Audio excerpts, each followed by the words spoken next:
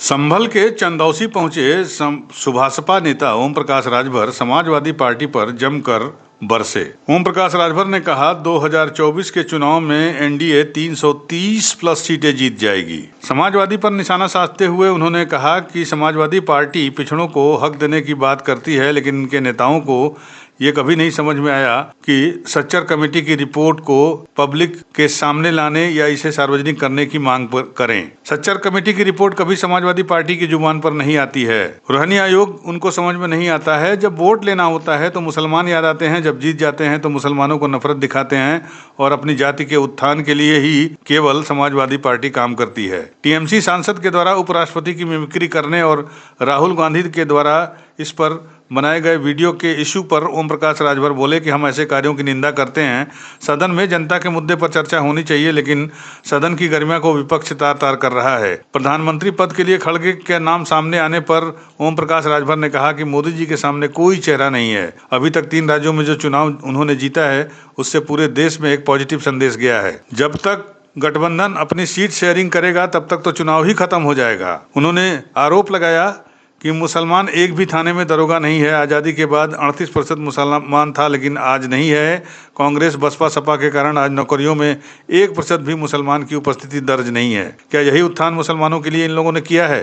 ये लोग संविधान को भूल गए हैं। झूठ बोले कौवा काटे मंदिर की राजनीति पर बात कर रहे हैं। मंदिर तो सुप्रीम कोर्ट के आदेश से बन रहा है। समाजवादी पार्टी, कांग्रेस, ईडी और सीबीआई से डरे हुए हैं। ये लोग जनता को लूटने वाले लोग हैं और अपनी जान बचाने के लिए ये सब अनाप शनाप बोल रहे हैं और इनके बोलते बोलते बोल बनाते बनाते जो है चुनाव खत्म हो जाएगा। 1979 में समाजवादी पार्टी में मुलायम सिंह मुख्यमंत्री बने तो बीजेपी का समर्थन था। समाजवादी पार्टी ऐसी कौन सी दूध की धुली है जो बीजेपी की रामगोपाल जी, अखिलेश जी, शिवपाल जी खुलकर मदद करते हैं। एमएलसी चुनाव में अखिलेश खुद एमएलसी थे।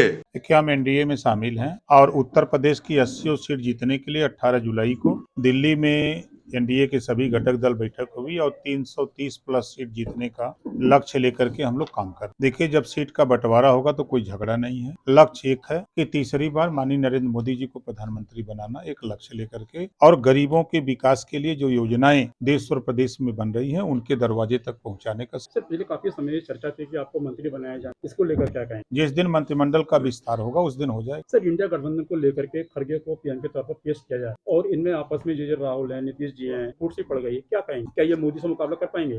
देखिए, जनता के पैसे को लूटने वाले लोग हैं और ये लूट करके ये अपना जान बचाने के लिए ईडी सीबीआई से ये लोग गठबंधन किए। अभी इन लोगों में यही नहीं तय हो पा रहा कि हम बड़े कि तुम बड़े, कौन बड़ा है, इसी को लेकर लड़ाई हो रही है और ये लड़ाई लड़ते रहेंगे। और आप देखिएगा 2 लाइन विपक्षियों के लिए कि विपक्षियों ने ठाना है 24 में मोदी जी को प्रधानमंत्री बनाना। अभी 5 राज्यों के चुनाव हुए हैं। 5 राज्यों के चुनाव में खड़गे जी भी थे, पूरा विपक्ष था, आपस में लड़ के मर गए सब। और 3 राज्यों का चुनाव बीजेपी ने जीता। पूरे देश में मैसेज गया कि मोदी जी का मुकाबला। सर, ये भी संसद में निलंबन हुए हैं काफी सांसदों, इसको लेकर अखिलेश जी का एक बयान आया। उन्होंने एक बयान ये कहा है कि जो पुरानी संसद की जो पुरानी बिल्डिंग है उसमें मनु स्मृतियां रखी, तो इसको हम लोकतंत्र का मंदिर नहीं कह सकते। बिल्कुल विपक्ष की सफाई के लिए उन्होंने एक आरोप लगाया है सरकार पर, क्या कहें? देखिए, अब उनको इसके सिवा कुछ कहना नहीं है। इस देश में जब सच्चर कमेटी गठित हुई, सच्चर कमेटी की रिपोर्ट आई, एक बार भी उस पर चर्चा अखिलेश जी को नहीं करना है। रंगनाथ मिश्रा कमेटी क्या है ये उन्होंने कभी मुसलमानों को बताने की कोशिश नहीं की। सामाजिक न्याय समिति जो 27% आरक्षण राघवेंद्र सिंह के नेतृत्व में कमेटी बनी है, 27% आरक्षण को 7, 9, 11 में बांटकर सभी पिछड़े समाज के लोगों को आरक्षण का लाभ देने की वकालत राघवेंद्र सिंह ने की। उस रिपोर्ट पर कोई चर्चा उनको करने की हिम्मत नहीं है। राष्ट्रीय स्तर पे रोहिणी आयोग का गठन हुआ है कि 27% आरक्षण को बांट करके जो हिस्सा है सबको दिया जाए। इस पे चर्चा करने के लिए अखिलेश जी के पास समय नहीं है। देश में एक समान, अनिवार्य और फ्री शिक्षा पे बहस करने के लिए उनके पास समय नहीं है। आज अभी एक देश एक राशन कार्ड का कानून बना, एक देश एक चुनाव के कानून पे चर्चा हो रही है बनाने की, तो एक देश एक समान शिक्षा का कानून बनाने पर चर्चा क्यों नहीं करते विपक्ष के लोग? आज देश में बेरोजगारी है, इस बेरोजगारी पर कक्षा 4 से ये चर्चा क्यों नहीं करते कि देश में तकनीकी शिक्षा लागू हो? आज मोबाइल बनाना, लैपटॉप बनाना, फ्रिज बनाना, एसी बनाना, कूलर बनाना, मोटरसाइकिल बनाना, इस तरह के विषय बने और कक्षा 4 से एक विषय पढ़ना अनिवार्य कर दिया जाए। 4 साल, 3 साल, 5 साल के बाद जब बच्चा विद्यालय छोड़े तो उसके हाथ में हुनर हो। वो स्कूल छोड़ने के बाद, कॉलेज छोड़ने के बाद बच्चा जब हुनर रहेगा तो कहीं भी प्रैक्टिकल 2 महीना 3 महीना कर करके वो अपनी जीविका चला सकता है। इस पे वो क्यों नहीं चर्चा करते? ये फिजूल की चर्चा, जिससे न कुछ जनता को मिलना है न देश का भला होना है, वो फिजूल की चर्चा करते हैं। अब उन लोगों का लंबे समय तक यही बात बोलेंगे और कुछ बोलने की हैसियत। जो चुनाव होगा पूरे देश में विकास के नाम पर चुनाव होगा, देश की सुरक्षा पे, अमन चैन भाईचारे के लिए चुनाव होगा। जहां तक सवाल समाजवादी पार्टी अखिलेश यादव जी को लेकर चिंतित, उनके विषय में जान लीजिए। अभी 5 राज्यों के चुनाव में मध्य प्रदेश चुनाव लड़े, 71 सीटों पर चुनाव लड़े, भाषण क्या दिया? कांग्रेस चालू पार्टी है, कांग्रेस को वोट मत देना, जब हमको धोखा दिया तो फिर आप लोगों को धोखा देते देर नहीं लगे। मतलब उनकी मंशा भारतीय जनता पार्टी को जिताना, उनकी मंशा।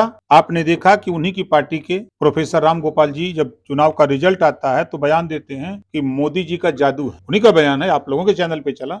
तो फिर जब मोदी जी का जादू है तो फिर 24 में कहाँ कर लड़ रहे हो? तो मोदी जी का जादू चलेगा ना। तीसरा आप उठा के देखिए, ये लोग दिन में भाजपा के खिलाफ बोलते हैं अखिलेश जी, रात को गुलदस्ता लेकर के शरणम गच्छामि योगी मोदी जी के शरण में जाते। आपने अभी देखा 1 तारीख को सदन के अंदर मुख्यमंत्री योगी आदित्यनाथ जी ने जो बयान दिया, गोमती रिवर फ्रंट पे कहाँ कैसे कैसे लूटा, सीबीआई जांच में खनन घोटाले में नाम आया, बच कैसे रहे हैं?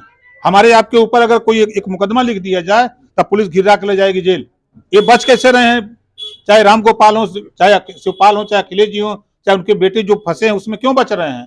ये रात को जाते हैं, हाथ जोड़ते हैं, गिड़गिड़ाते हैं कि जान बचाए रखिए, दिन में बोलने की छूट खाली दीजिए। तो ये हम तो ओम प्रकाश राजभर सट करके हम एनडीए में शामिल होकर सट के मोदी जी को प्रधानमंत्री बनाने का काम कर रहे हैं। अखिलेश जी हट करके सहयोग 24 में मोदी जी को प्रधानमंत्री बनाने का काम। यूपी न्यूज 9 के लिए संभल से ब्यूरो रिपोर्ट।